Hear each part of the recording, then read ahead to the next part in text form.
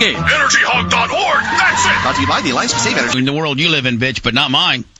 No, I mean, actually, honestly, I am an exception to that, but virtually every person I know is controlled by his wife. And that's fine. I'm not whining about it. I'm just saying the claim that women are powerless is like so ridiculous. I just can't take it serious. Let's do a show vote right now, okay? Because there's some of that on our show and there's some not on our show. So let's do a show vote right now, and I'll include my engineer, Dave. And let's be honest. And right now, I mean, who would say that they are in charge of the household? You know that I am. Brent, I know that you are. Yep. Spice, if you and Tasha were married, who would be the boss? You or That's her? a great question. I really don't know. I mean, I would say mutual respect, but God knows I would hope I would have the upper hand. All right, but you don't know, so you're a tweener at this point. Manson, you would say your wife? No, I mean, I would say 50-50. Well, they're really making us look like beasts, Brent, you know what I'm saying? Well, you guys are a bit Neanderthal in your Dave, thinking. what say you, Dave? No, I'm in the same boat as Manson. The 50-50. Yeah, the 50-50 boat's all of a sudden the cool boat to be in, huh? I don't think such a boat exists. Yeah. Tucker? I don't think anything's ever truly 50-50. There's always a 51-49. Here's what happens, though. You start out in charge, and you're saying to your wife, I'm in charge, I'm the man, I am. I'm the big swinging D here and everything.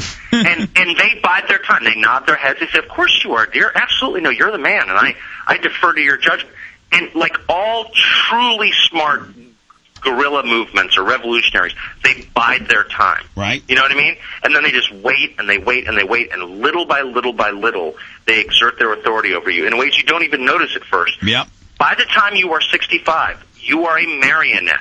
Okay? Yeah, but they you're are 65. the puppet master. You are dancing to their tune. There is nothing you finally, by the time you're 80, you're like, dear, I need to go to the bathroom. Do you mind if I go? You're back to kindergarten, raising your hand to relieve yourself. I got one word for you that gives me the upper hand at all times. Prenup. But see that in the end, it they works. don't care. That's a they weird. don't care because in the end it works. They know. No, that's a weird upper hand to have and have to throw that out there every time. It's a very smart upper hand, my friend, when you're a guy like myself. Prenup. And you go ahead and not have one, Spice, and get back to I'm me. not saying that, but I mean to throw that out there every time, you guys get into it and you just go, prenup. No, hold on, bitch. I didn't say I throw it out there every time we get into it, but if something would happen, I know where I stand financially, and so does she.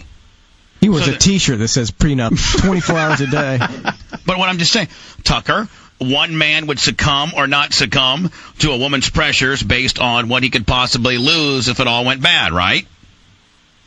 Yeah, but look, in the end, they don't care because girls are on a kamikaze mission. So she's saying to herself, yeah, prenup, whatever, but I can hire some ferocious, horrible lawyer to tie his life. Not on mine, bitch. I got 69. You think so? There has never been an impregnable prenup, ever. Literally, it could be, your prenup could be coated in titanium, okay? It could literally, you could have a Kevlar prenup, and she could still find a lawyer to wreck your life. Thanks for bringing my party. You just ruined your day. Yeah, because there's no retort to that because you've been through the court system and had more ridiculous things. Did you hear me? Did you hear me retort to it? No. No, look. Yeah, emotionally she could wreck your life. Because you're going to be married to this woman for the rest of your life and be happy until you die at age 90 of too much sex. Right. So this is not an issue for you, but I'm just saying that the prenup gives not just you, but no man the upper hand. And in the end, bit by bit, like water boring holes through stone, they take control. They're evil, aren't they? Because they have the vagina.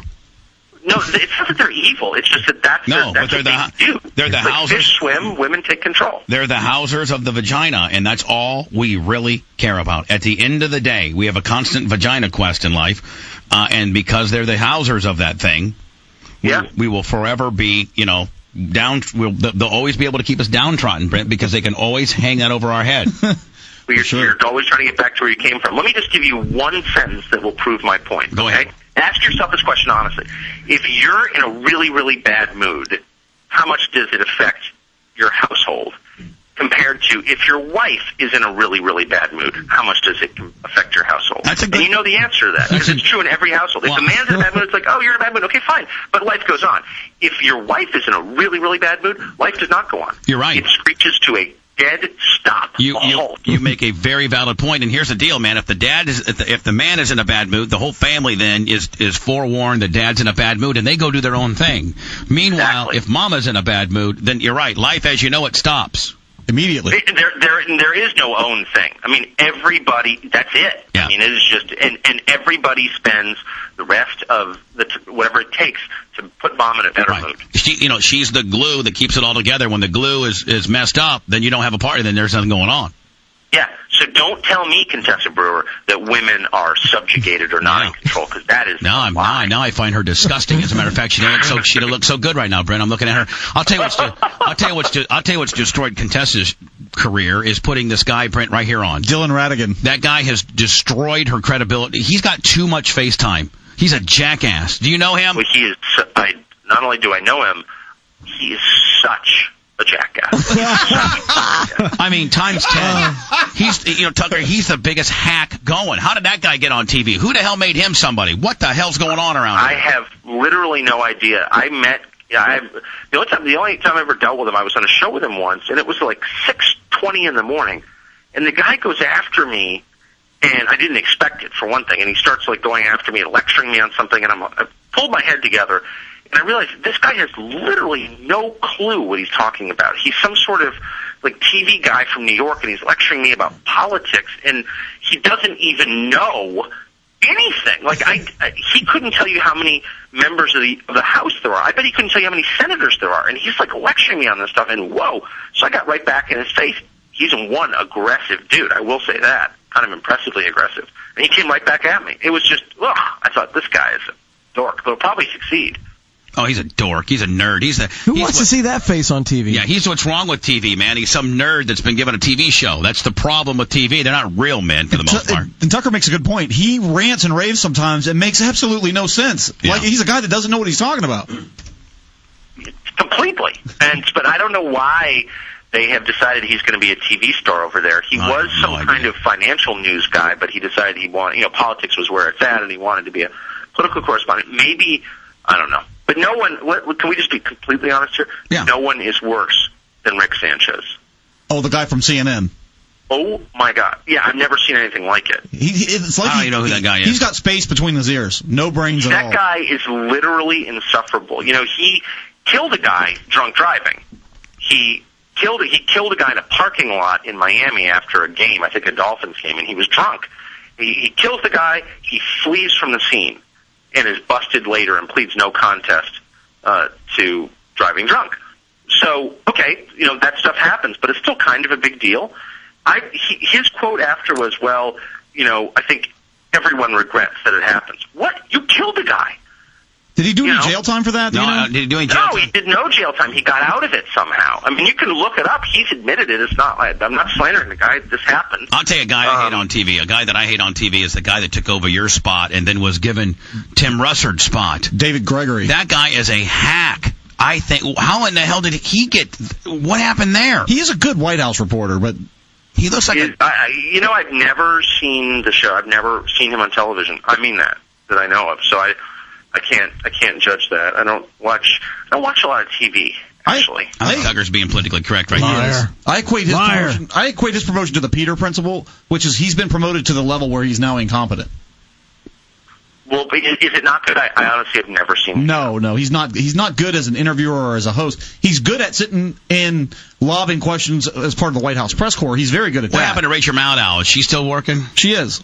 I don't know. I've never seen Rachel's show. You like her? You like her though. You always mark out to her. I always liked her. Yeah, I mean, I you like the lesbians? person behind hiring her. I mean, was the whole idea. She's, you know what though, as a broadcaster, take the politics out of it, she's actually pretty good as a broadcaster. Did you ever hook up with her? I'm sure she is. No, I never did. It's funny, I never tried. Before you got married, who did you ever like in TV? Who did you try with that I would know of? I got married at 22. All right, so before, I mean, you didn't never have sex before 22? No, I'm just saying I wasn't hooking up with a lot of TV hosts. At 21. Who'd you lose your virginity to, and what age? I can't even remember. Al Sharpton. It's actually a pretty funny story, but there's just no chance I'm going to say it on your show. Hogan, I'm sorry. Ned just said that it might have been Al Sharpton that you got. Yeah, it was. I like Sharpton. I mean, look, I get that Sharpton's evil, but I just think he's an entertaining, interesting character. What do you think about the Rush Limbaugh? I think Rush Limbaugh's finally getting what's coming to him. He's been, he chastises and makes fun of everybody for a living, and then God forbid that karma's a bitch and it gets reversed on him, right? Yeah, but, I mean, look, if you don't like Rush Limbaugh, fine. If you don't want to let